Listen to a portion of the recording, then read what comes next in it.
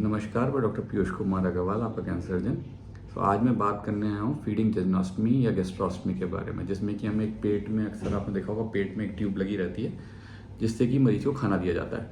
सो ये बेसिकली या तो आपकी छोटी आंत जिसे जजनम कहते हैं उसमें ट्यूब डाली जाती है, या जो आपका स्टमक है जिसे पेट भी कहते हैं उसके अंदर ये ट्यूब डाली जाती है और इसको बाहर जो आपकी पेट की सतह है इससे चमड़ी से बाहर निकाला जाता है।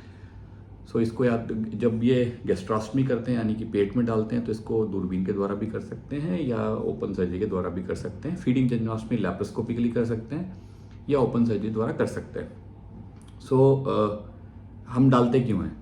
जिन मरीजों की ऐसी सर्जरी हुई है जिसमें कि हमें उम्मीद है कि बहुत लंबे समय तक मरीज मुंह से नहीं ले पाएगा और नाक में जो नलकी होती है वो मरीज को परेशान कर रही होती है, लंबे समय तक हम रख नहीं सकते, तो उन कंडीशंस में हम फीडिंग जेजनोस्टमी कर देते हैं।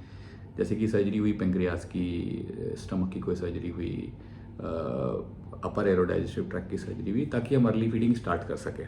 दूसरा, अगर अपर एरोडाइजेस्टिव ट्रैक्ट यानी कि आपका ईसोफेगस या मुंह के अंदर कोई ऐसी कंडीशन है, कोई कैंसर है जिसकी वजह से रास्ता रुक गया है, मरीज खाना नहीं खा पा रहा है और कोई तरीका नहीं है, तब उस कंडीशन में भी फीडिंग जेजनोस्टमी या गैस्ट्रोस्टमी कर दी जाती है ताकि मरीज जो है खाना ट्यूब के थ्रू ले पाए।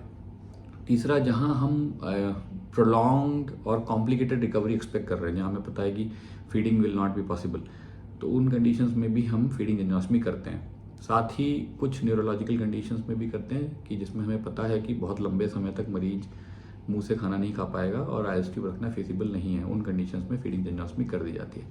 इससे कॉम्प्लिकेशन क्या हो सकते हैं? सबसे कॉमन कॉम्प्लिकेशन तो ये है कि ये बाहर निकल सकती है, डिसलॉज हो सकती है, क्योंकि इसमें डायरेक्ट खाना जाता है छोटी आंत में, तो डायरिया हो सकता है, कुछ मेटाबॉलिक डिरेंजमेंट हो सकते हैं, ब्लीडिंग हो सकती है, उसके आसपास ग्रैनुलेशन आ सकता है, पेशेंट को इन्फेक्शन होता है, स्टोमक के आसपास लीक होता है।